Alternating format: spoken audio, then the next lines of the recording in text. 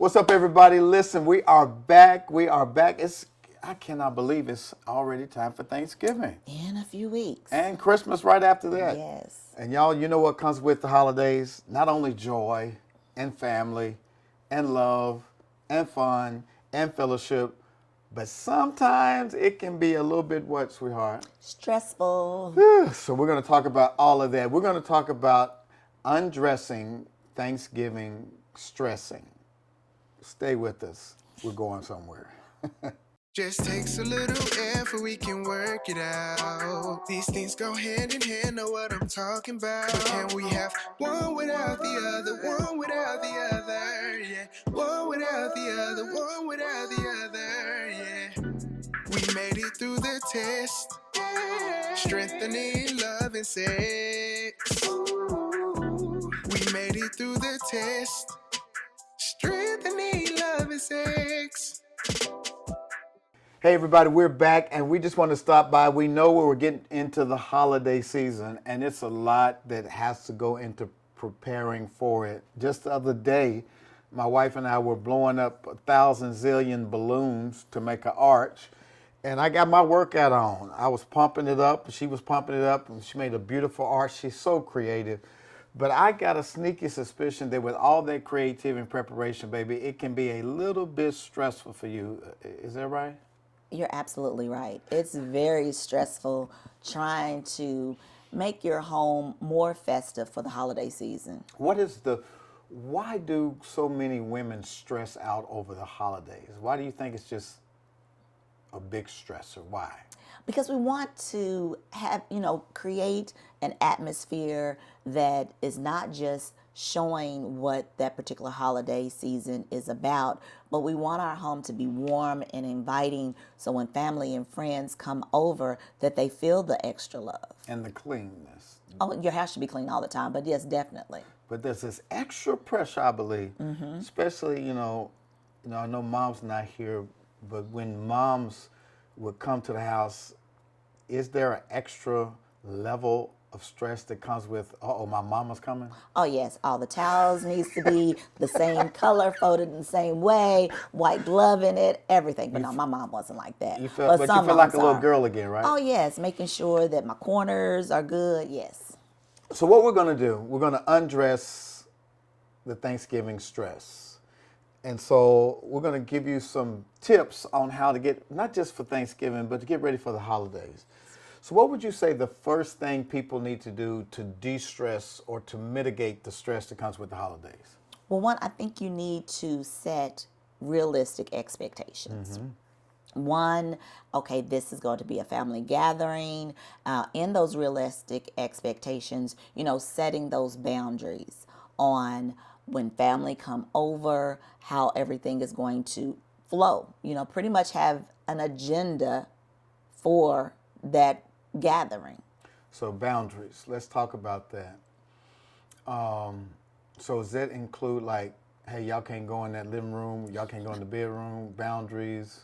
What do you mean when you say set boundaries? Well, the boundaries are going to be different for every household, whether that is if you're serving libations or not serving libations, if there are small children in the family, if there is a designated spot for them to play in the house, because kids are going to be kids and we can't curtail, kids don't jump on this and don't jump on that. Yes, we can mitigate. Yes, we can. They not get on my white couch. We can mitigate that, but at the same time, we don't want to come off as always fussing. Don't do this, don't do that. But if you already have it pre-planned out with a room, with games, television, even if it's warm, let them jokers go outside if it's fenced in and it's safe. Yeah, let me give you all an example. We just went to homecoming. We had some friends at homecoming. We were talking about Thanksgiving and whatnot. And they were telling me that they wanted this big family feel, right? They wanted, one of their kids were like, Mom, can you invite all the relatives over like it used to be? And they're like, okay. But there was one relative that had these small children. They were Bebe's kids. Oh, wow. And they were breaking ornaments, and they broke a light outside. And I asked her, I said, did you say anything? Whether the mother was over in the corner on social media while the kids were just running ramshot through the house. I said, did you say anything to the mother? And she was like, no, because I didn't want to go off. So how would you have handled that? How do you handle somebody else's kids who may have a different value system, but in our house, our kids know better than to run in and out and to break stuff? How would you have handled that? Well, our family's different because we can, when they're little, we can discipline each other's children and tell them no, go sit down somewhere, or even going to the adult family member and saying, hey, your child did X, Y, Z, or get little Lucy or get little Johnny over here before I snatch a knot in them. But having those conversations beforehand, knowing that you may have a little hyper child, and that's okay. Let's just make sure that we give that child something to do. So set boundaries. Set boundaries where people can go, what they can do. I like what you said. Offer something constructive for the children to do, whether it's games or having a play area like the playroom or somewhere outside. I would also say husband and wife need to decide on who's coming, who's not coming. Oh, definitely. Definitely. Why is that important? Because there may have, with all families, there's that special uncle or special auntie. A little Pookie always stealing something. That part. So we want to make sure that we're not offending any family members, but at the same time protecting your space, because your home is still your sanctuary. And so you don't want to knowingly bring any drama into your home unnecessarily. So I would even say to Scour, y'all sit down and talk about a guest list together. Who is healthy enough to invite? And how you choose that list is it can be a little delicate, but I think it's necessary to have those conversations, because what you don't want is your wonderful holiday gathering to turn into a stress fest. Oh, definitely. Where people cussing each other out and fighting out in the front yard. No, we're not doing none of that. We want to make sure we have a wonderful, stress-free, drama-free Thanksgiving, and the way to do that is to be like Santa Claus. I'm checking the list, checking it twice, trying to see who's going to be naughty or nice, because I'm not having none of that. So we got healthy boundaries. We got checking the guest list. What else? Defining roles. Okay. Now, when we're gathering for the holidays, it seems like most of the preparation falls on the female, unless, the man is the one that does a lot of cooking. Like Sam's husband, D. Yes. But if one person is doing a lot of the prep, then there are other things to do around the house, like making sure that there's enough toilet paper in the house, making sure that we have enough garbage bags, making sure that anything that is valuable put up, making sure that spaces are clean, are clutter-free. Why are you laughing? Because I'm talking about you. Y'all, she doing? She making a list right now. She making my list. I'm listening. Come on. Toilet paper. Make sure the clutter's gone. Come on, keep making my list. Well, just the extra. I love you, but mopping the floor, doing something else. Oh, Lord. This is funny to me. This is funny. Okay, so, yeah, I'm going to help out more. I'm going to help out more. I cannot cook. I don't feign. Oh, you can cook. I don't feign that I can cook. Okay. I can't cook like that. I can't cook macaroni and cheese. You don't want me messing up your greens. We don't want you to cook Thanksgiving But dinner. you are an excellent cook, babe. Thank you, babe. And I'm grateful. And I Thank know you. it can be stressful. So, husbands, let me mansplain what she just did. So, on the fly, under the guise of this podcast, my wife asked me to do what could help de-stress her. And I don't mind. Because, watch this, what I told y'all last week is that good sex comes from a great context, right? So for her to feel valued and to be helped out, I'm going to have to take some stuff off her list. So that means I've already called my landscaping guy. He's going to mulch up my leaves for me, baby. I appreciate it. We're talking about on the inside of the house. But the outside, they got to come through the yard. You want the yard to look good. Yeah, go on with your list. So we're gonna clean up the house. We got some things we need to do because we both want our house to look immaculate when people come in. So no problem with that. So roles, who's gonna do what? Right. And when you communicate that takes a lot of anxiety off of the wife, because she feels like it's not all on me. Exactly. Let me give one. I alluded to it when I said check on your spouse. because I remember one time we had a Christmas party. We bought a new home over in Hickory Hill, and we decided we were going to do a housewarming Just the as we same moved in, week right. as we moved in. Bad mistake. My wife was so stressed out. She got a nosebleed, and so we tried to be proactive and think ahead and plan ahead. And with that, when the actual day comes and you notice your spouse is a little bit short fused, a little snappy, maybe pull them over to the side and say, "Are you okay? What do I need to do? What can I do to help out?" And so it's important to check on each other emotionally to see how the other's doing. And then I'm going to add something to it. Just to spice it up a little bit, you might sneak away into the bedroom and say, "Come here and give me a hug," or "You're looking good with that apron on." You might. We got too much to do. He's You talking about you sneaking ne- away. You never know. You might be in a good mood. I might catch you in a good mood and, get a little quickie or something, while the family is in the other room. Anyway, I just thought I'd throw that in. But the main thing is to check on your spouse to make sure they're okay, especially if, you got some dysfunctional family members that snuck in and they somehow found a way to put themselves on the list. So check on your spouse. What's another thing we can do to mitigate stress? Another thing is since you mentioned dysfunctional, if it is just too much, if your family is not in a good, healthy gathering space and every mouse needs to stay at their own home, then don't feel obligated to host Thanksgiving. Yeah. Just say, hey, this year we're just going to be the immediate family or just my household, but make that decision and stick to it. Our friends, I was talking about our college friends, they opted to go to New York Oh, and, okay. and not have Thanksgiving because of what happened the year before. So she said, "I'm not cooking greens, beans, tomatoes. You name it." She said, "I'm not doing none of that. I'm going to New York, and we're just going to get a hotel and chill."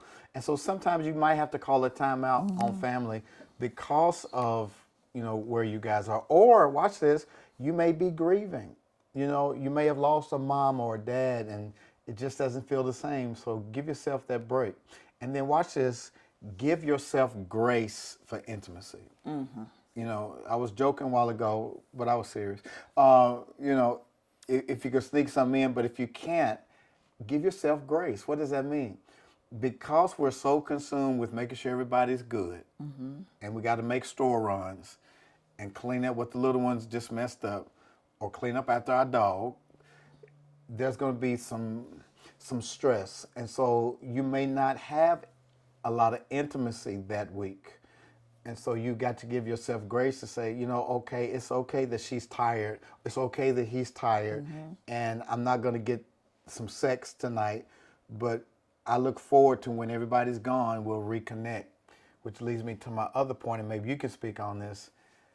Take time to decompress when it's all over. Oh, that's so important because we're moving so much, doing everything, trying to make sure we cross every T, dot every I, and by the time it's all over, you're left with, okay, now I can breathe for a second, but make sure that it's intentional because it's on to the next. You have Thanksgiving, then you have Christmas, then you have New Year's. So those three things back to back, you need to find space for yourself. Yeah, whether it's like going to get a couples massage at Gould's, we've done that before, or go to a movie. And that's always a fun thing. Yeah. Right after, I don't know what it is about the family going to the movie right after Thanksgiving has always been fun to do. Which I think that's another thing that can help you to de-stress during the holidays.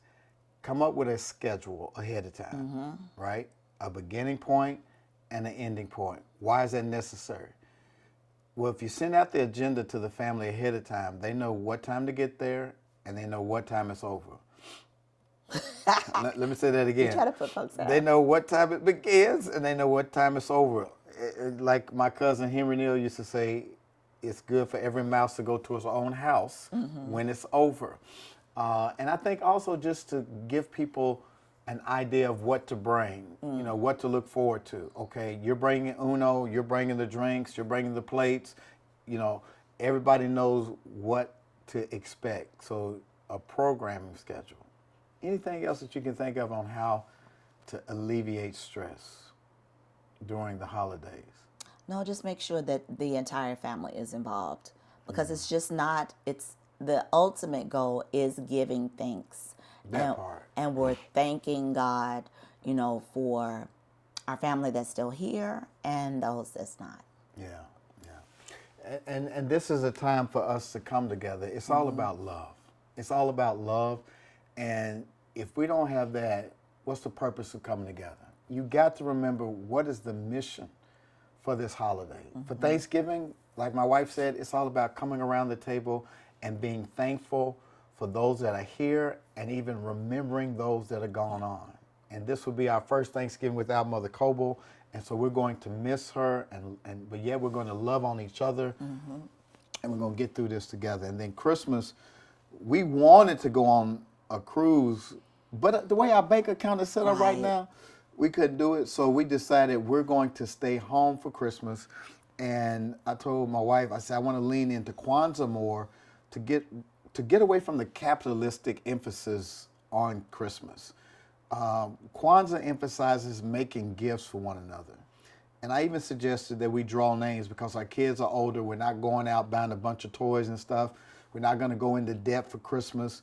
So for us, it's about remembering how good God is, remembering the birth of Christ, celebrating what Jesus has done for us, and then culturally speaking, remembering the 7 principles of Kwanzaa, Kujichagulia, self-determination, unity, creativity, all of those things, purpose, faith, those are more important than any materialistic purchase you can make.